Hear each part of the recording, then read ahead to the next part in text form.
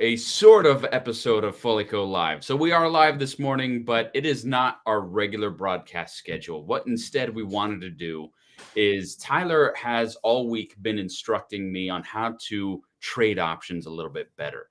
And the wisdom and counsel that I've received from him has been extremely powerful. I've learned a ton of things this week. And so just some background here. I set up about a week ago just a small account, put in a couple $1,000s, just $2,000, and decided to experiment with options. So on all of the Foliko data that I had been trading to date, I've always just been going long or short on simple shares, right? But I realized the power of options. And when you have what we have in Foliko in our data sets, which is data or delimited predictions, right? So we're saying over 1 day, 1 week, 2 week, 4 week, 8, 12. This is what's going to be happening with these stock prices. That gives you an incredible opportunity to be trading options. Now, the other thing is with our earnings forecast, we have this big earnings event coming up. And again, that gives you an incredible opportunity to trade options. So without further ado, let me just jump into this and showcase what my results for the week have been. So 1 week of me I did Philip Morris last week, and that really inspired me to okay, I had a couple options contracts on this, but let me really go in and really do this all week. So this week, let me just share with you how it went. So my overall return this week, 9.1%. Okay. I had $2,000 in the account. And so I settled some of these and then reinvested. So in total, if you put all of this together, it equates to $3,400. If you count up everything that I then extracted out, $3,800, which means that in total on my trades, I made $317 this week. On all of my trades, that's 3.1%. If you just talk about like how much I made as compared to my investing baseline, that would be 16%, right? But we'll just call it 9.1% because really at the end of the day, I want to evaluate how did my trades do. And on average, my trades returned me 9.1% or in total. So here's the tickers that I traded this week for options, okay? And you can see here which tickers I did, what date I purchased them on, and every single one of these was a result of the Foliko earnings predictions, okay? And some of these it got right, some of them we were wrong, some of them just absolutely exploded with value, and some of them just died on me. Now, if we go to it, I want to show you the P&L by type of investment. So here I have, and let me actually refresh this, make sure it's the latest. Okay. I did two kinds, calls and puts. You can see I did 5 calls and 10 puts this week because I had a pretty dour view on the market. A lot of our earnings were below estimate. That's where our models were predicting. But you can see I actually did a lot better with my calls than I did with my puts this week. So in total, $546 of my profit came out of calls. My loss on the puts was $229. So on average, I lost $23 per put, made $109 per call. Okay, let's go by date and see how I did day over day. So this is the days that I purchased the option. So 22 July. That was last week, but it was for earnings releasing this week. So it was kind of part of the whole system there. 26 July. You know, if it weren't for this day, everything would have been great. But everything I purchased on the 26th of July just really kind of crapped out on me. That was a rough day, bad decisions made. And let's go deeper into this. I'm giving you just what happened to me this week, and then we'll turn to Tyler, get his take on things, get some of the insights that he's been sharing with me. These have been very instructional for me, and then I want to share with you after that a few of the lessons that I've realized my weaknesses in all of this. So what happened? I come in and Logitech and Wasco, both of these. I was riding that Philip Morris high from last week. If you don't know, my options on Philip Morris went up 420%. My equity went up 6%, I think. Closed that down. Good profit on it. Logitech and Wasco. Now, WSO was awesome. Again, another real high here. Almost made 100% on this trade. Went fantastically well. Logitech. And that was these are both off of nice earnings misses, right? These are both earnings catalyst trades. Yes. Okay. Yep. Logitech. We predicted that their earnings would be terrible, right? It was one of our model wise only. And I was trading just numbers this week, by the way. I looked at the numbers and I was testing a few different things in the model. Like we have various conviction indicators within this, within our model output. So like we do quantiles. Here's the 10%, the 90%, the 50%. Here's the actual prediction. Here's the mean error, everything like that, mean absolute error. So putting all that together, I basically just did some pivots, some work on the Excel sheet, and figured out which tickers were going to be best for me. And that came out with these two. Now, Logitech, we could not have gotten the earnings more correct. And after Logitech, I mean, there are news articles published about how bad LOGI's earnings were, right? And it was just atrocious. And then this stock went up 6% the next day, like another 3% the next day. And it's just been just charging up ever since then. So terrible earnings. We got it right. And I couldn't have been more wrong. There was never a single second where I could have extracted profit from Logitech. That was a down trade the entire life cycle. So WSO and Logitech, in all, I was able to more than pay for that. So 22 July ended up being a profitable day. But then we come over here, Google. It's sitting up a little bit higher, but 22 July, I made some other trades here. Visa, Agilon. Anyway, I forget what AGR is the name of the company, and McDonald's. All right, so McDonald's, I put in the put, and then that day I was up 80%. Oh, it was phenomenal. Everyone was looking at McDonald's just absolutely jumping off a ledge. Visa, and then the earnings print came out, and the earnings were awesome. And so I lost every penny and then some. So I didn't even close out the trade. It expires today. I'm not going to be able to recoup anything out of this.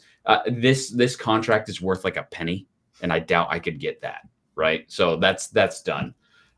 Visa had some mixed earnings, but some really bad guidance. And so what we were picking up in the model there was this trepidation and headwinds that they're facing going into that guidance. And this may have been one of the best calls of the week. It was a put, but one of the best predictions or forecasts of the week. Was able to extract some nice profit out of that. So even though we got the strict definitional forecast for earnings wrong, we got the directionality really right there because of their guidance. AGR, similar thing. I didn't make much profit, just 25% on AGR because it was sitting around. It didn't have much volume at all. So there wasn't really anything to do with that. So I just brought out 25 bucks. All right, Tyler, 22 July. Give me a report card, buddy. So that's the problem is, I mean, you did as well as the model did, right? Like you were able to accurately see that there was something that was going to go on in McDonald's, but given it was an earnings call, we held through because we think we have an advantage over the discrete event. We always say that.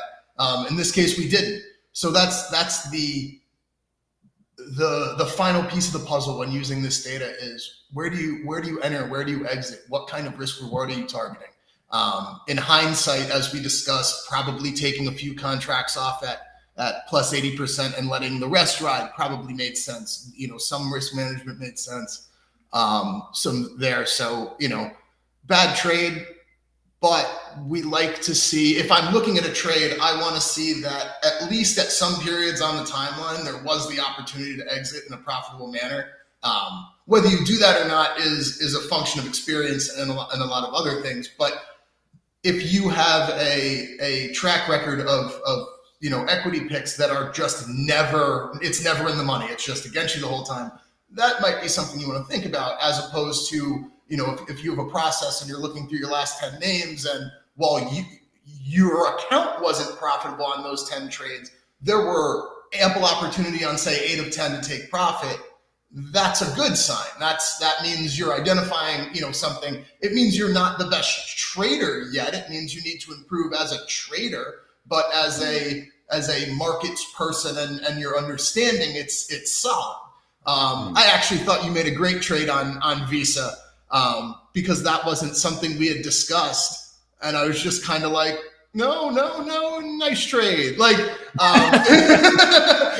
because it was one of those things where don't do that without me. Right, exactly. It was funny because we had talked about using just the earnings themselves as catalysts, but you were able to use what we had discussed about what our models say about the follow as well to make a trade there, which is something that we've started to work on.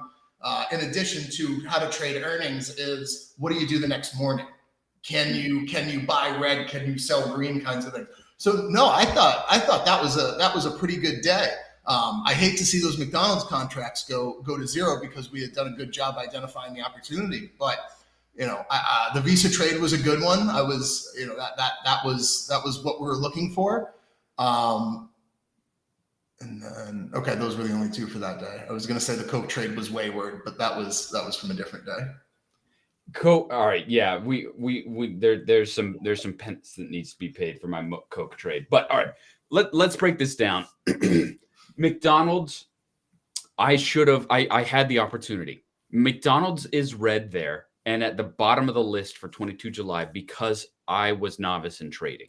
That could have been at its minimum a zero. At its maximum, I could have cleaned off a little bit of profit on that. So there's a couple ways that you could do this. If you have low trading amounts in your account, like I did this week, you're kind of hemmed in.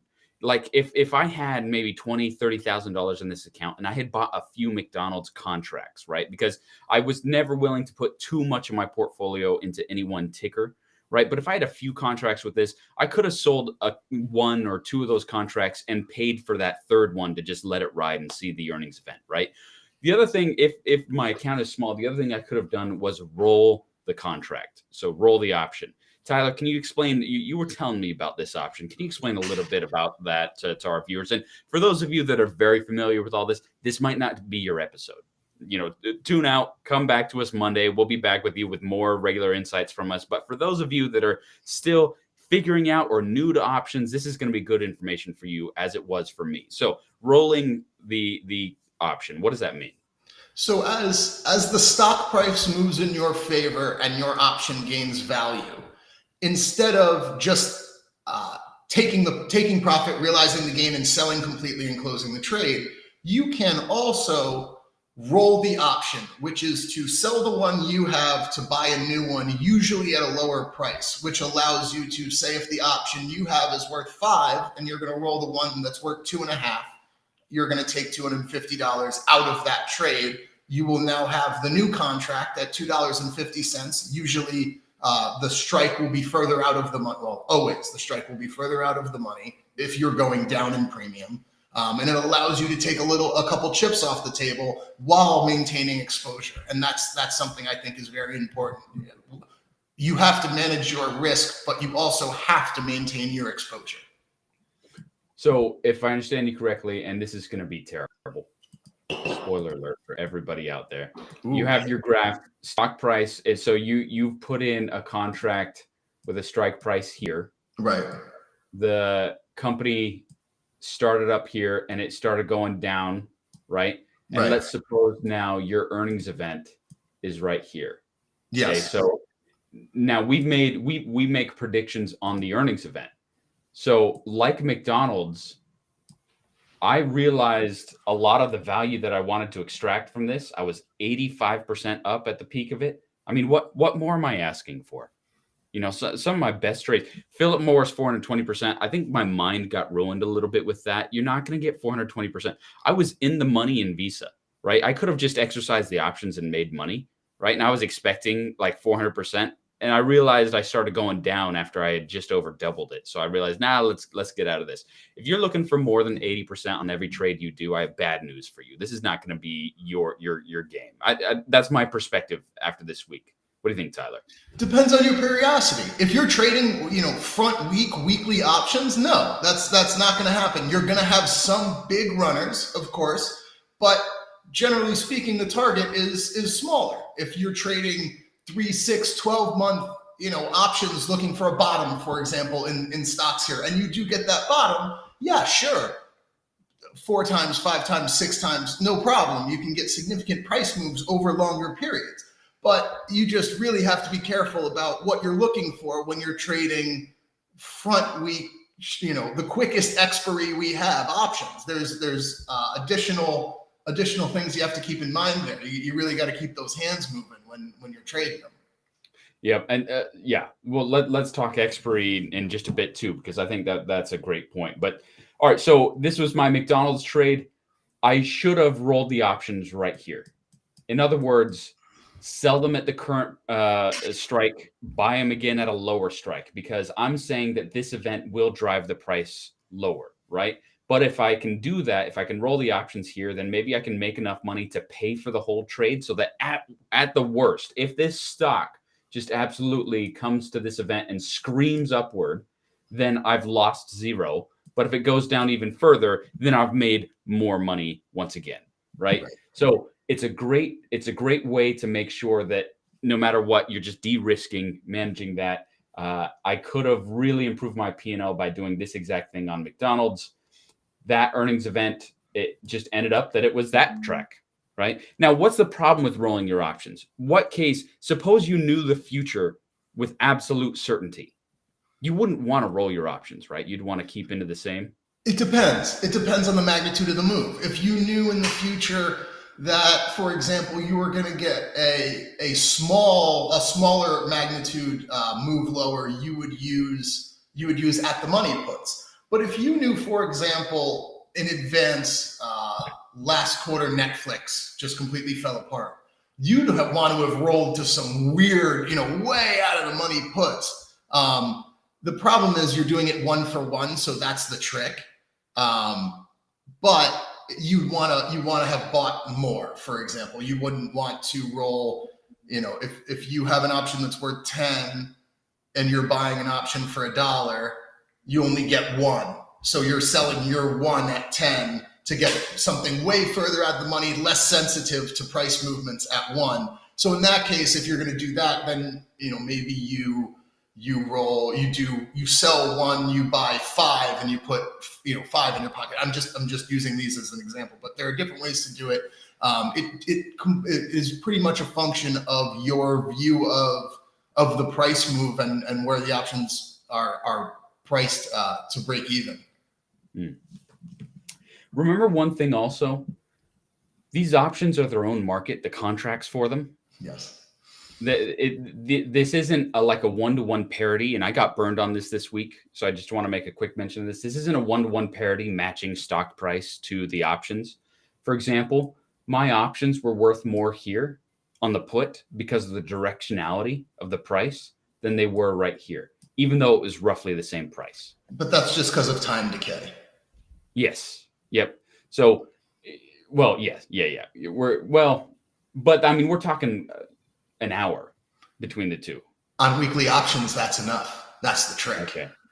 On a Friday, so everybody, anyone who's watching and is interested, watch options chains for whatever you want today, QQQ, Apple, and look at the out of the money options. Check at 9 and then check at noon and see how much premium has been drained out. It's pretty remarkable. Those things burn pretty quickly, which is why I go back to talking about the periodicity of options is important. If you're looking for a quick trade and you get a quick trade with a front month option or front week option, great.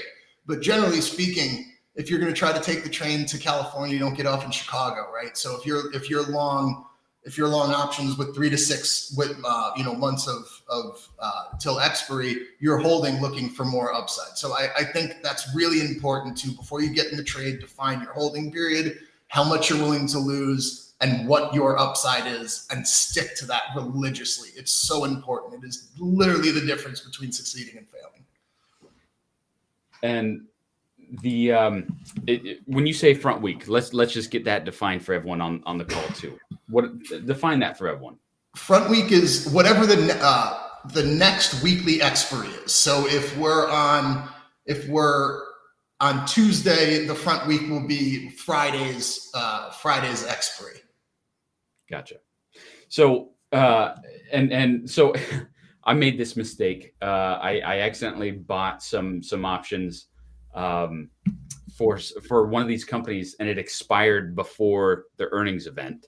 Hate that. Because I just didn't even check it. Like this is how new to all of this I was, right? Luckily, and this is all important, by the way. This is, I mean, and you're not the only one who's ever done this, right? So it's super important. Check your strike, check your direction, put call before executing. All these things that it happens to everybody. Sometimes you show up early in the morning, whatever, you have an out trade.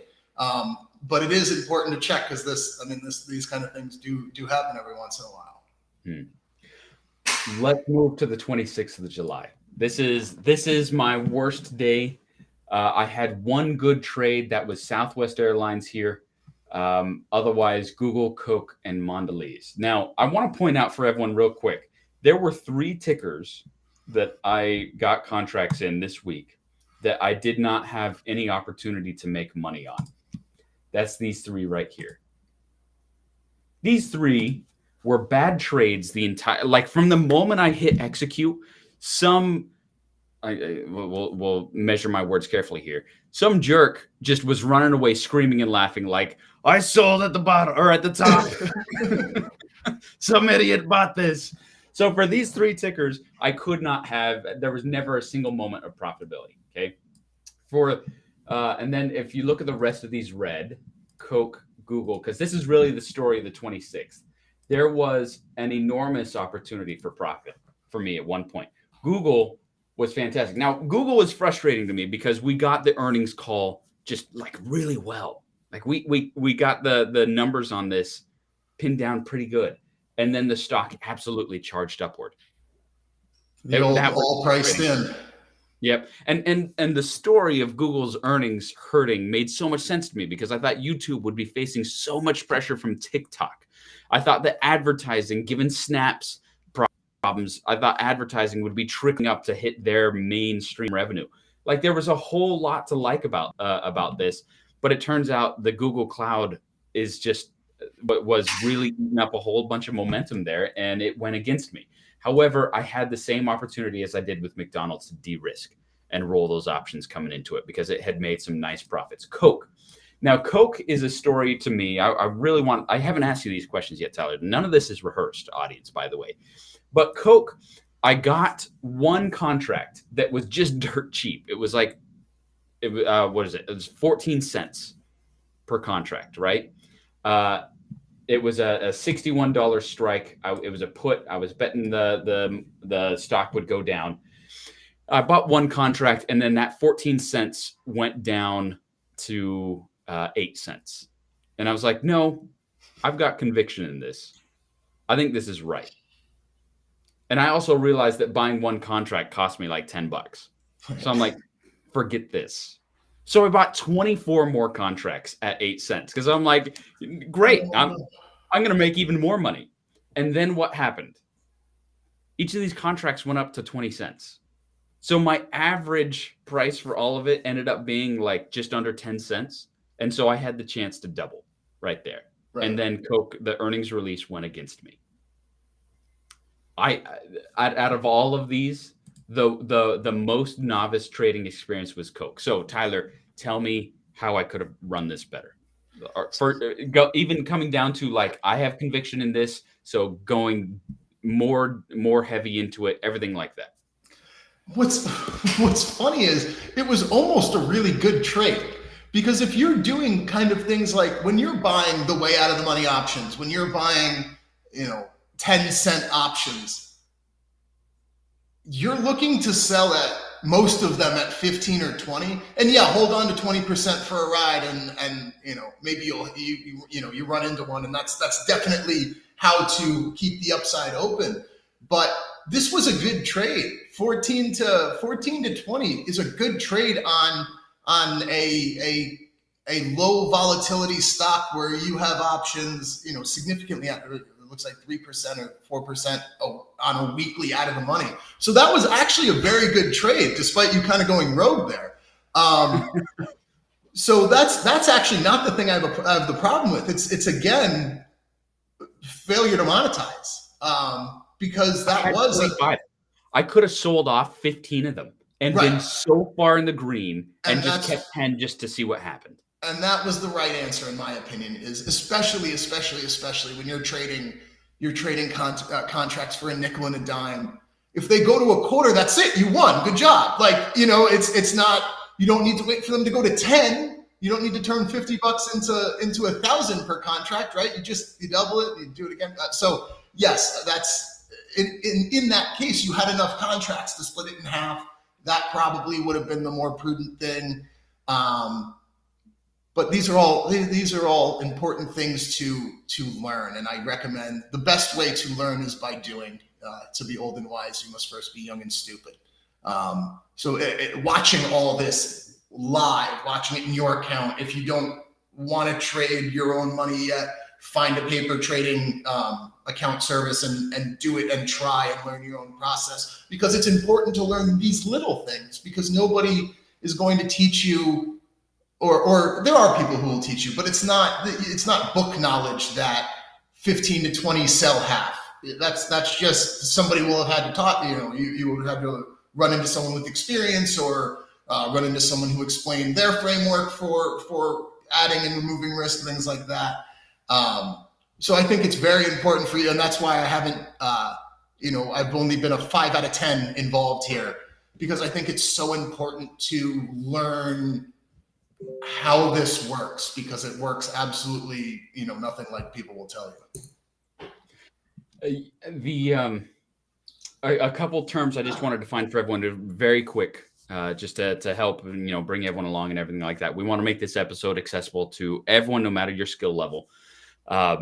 At the money means that you have the stock price for a company, and just tell me if this is, so buying the at the money option, if it's a call, it's going to be the price is here and it's the next call up, right? It's the closest above the price that you can get on the strike price. So I bought here Southwest Airlines 140 strike, or sorry, a 39.50 strike, and the stock price at that time would have been like 39, because I bought at the money with Southwest. Right. Now, what that does is it makes it so that the price doesn't need to move as much for you to be in the money. Now, in the money means that the stock price has, it would have been $40 because this was a put.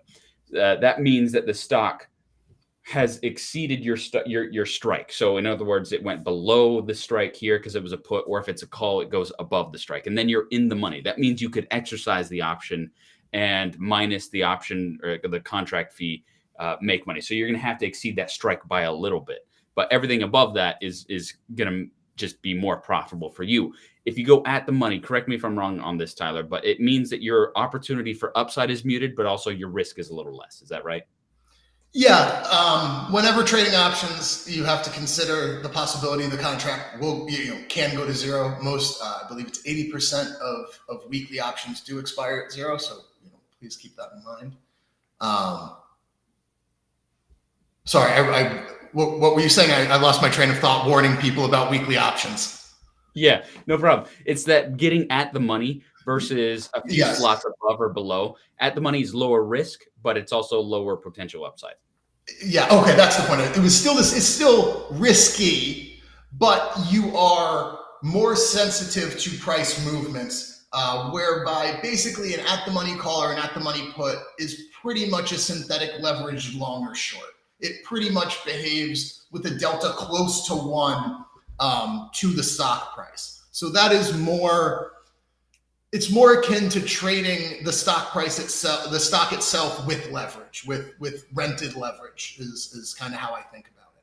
As you get further out of, go ahead. No. Finish up.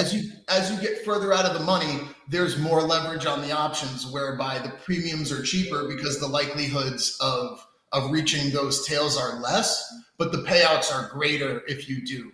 For example, if you buy a contract at a nickel and it goes to $1, that percentage return is greater than if you buy an option at $5 and it goes to 15. That is more a profile of an in the money option. You buy it for 5, it goes to 15. So it just depends on what kind of exposure you're looking for and what kind of move you're looking for. I brought options to Travis because Foliko makes time-based price predictions. And to me, options are the time-based price market. So if we are getting direct apples to apples comparisons, we can take a view whether an option is priced, the break even is priced too high or too low by our own forecast. So I think this is one of the things that Foliko is going to be really good at, is trading the time-based price market because it has time-based price predictions. So let's round this out. We're at 30 minutes here, so we're going to need to close out here soon. It's the story. The story keeps repeating itself. Zendesk. I've traded Zendesk 3 times in the past 6 months. I went long on them twice. This time I went short. I thought finally I'll get my revenge with Zendesk. I have lost money on them every single time. Every single time I have called Zendesk wrong. I don't know what it is about this ticker. I'm going to make money on them though. Like, this is revenge. Never do that. Never revenge trade. Never revenge trade. I totally agree, but I'm going to, and I'm going to make money. Okay. Anyway, the rest of these tickers, 27 and 28 July, I was just on a tear. Like Hershey, phenomenal. Harley Davidson, I loved that trade. That went so well. You know, maybe even more than Visa. Harley Davidson was just, is it Harley Davidson? It is Harley Davidson. Harley Davidson, yes. Yes. Apple, I rode that train up. I got in a little bit later, so my upside was a little bit muted compared to where it could have been. And then IDEX was fantastic. I got out of IDEX early after only a 25% climb because this was so expensive to buy these contracts. I had high conviction in it, so I wanted to play. But at the same time, it was half my portfolio of 2,000. Again, this is why small portfolio sizes can really burn you, because you know, when you're trading one contract. How did you put it, Tyler? And this is the last thought I want everyone to hear today, because I thought this was really powerful. When you have a small portfolio, you compared it to a poker analogy, if you could describe that. So I'm not saying to do this, by the way. This is, please don't do this. I'm just giving an analogy to poker about how I think about this. If you're playing poker and you're the short stack at the table, you pretty much have 2 options when you get your cards. You can raise aggressively or fold. And I think with a smaller account, that's the strategy that is most optimal. I'm not saying it'll work for you. But I think that is the most optimal. Is if you have a small account, you look at a trade and you decide raise or fold. Do I like this trade enough to commit significant amounts of capital, 25% of my portfolio, 30% of my portfolio? Do I like it that much, or am I just going to fold? I always say there are 252 trading days a year. You can wait for your edge. You can keep folding. There's no blinds in markets, really. So you can fold every hand until you get something you like. So there's absolutely no reason to be halfway in, halfway out. So I definitely, that's kind of how I think about it, is all in or fold. But and I think that's poignant, right? When you have a portfolio as small as what I've been trading, which next week there's going to be a much bigger cash infusion. Don't tell my wife. But next week we're going to go much bigger on this, and I'm going to be able to play more strategically. When you're down to $2,000 in your portfolio, you're all in every time necessarily, because you can't even play. To buy one contract of these usually took up a quarter of my portfolio, or at least 12.5%, right? So that means that I can't be as strategic. I've got to be scrappy. I've got to be all in on every trade, and it mutes my potential earnings, right? So a lot of the de-risking strategies just weren't available to me. It was roll the options or let it ride. So we'll see what happens next week. I would love to keep on these engagement lessons with you, Tyler. If you have any questions, please feel free, reach out to us on the show, ask it in the comment section there in Foliko Live. So options, super fun. This is just lessons I've been taking out. And I want to make this very clear. Everyone, know your personal risk tolerances. When you're trading equity shares, you can just If you make a bad trade, you're down 5%. But I mean, you still have value from holding those shares. If your options expire, it's zero. Everything that you put into that is done. You do not hold anything of any intrinsic or extrinsic value. It is over. My McDonald's options are done. I'm not recuperating anything out of that loss, which means that if you have a portfolio of $2,000 and you go all in, you might see that stack gone the next day. And that's risky. That's risky. So I want everyone to really be aware of this. These are lessons for me. We are not a financial services institution, so take this all with a grain of salt. But if you are going to get into it, I will say this is the most fun I've had. I mean, this week has just been tremendous, and I'm looking forward to more trading. Tyler, thank you so much for your coaching. Thank you, everyone, for joining us. We'll see you next Monday, 8:30 a.m. Eastern Time, for more insights from our data out of Foliko.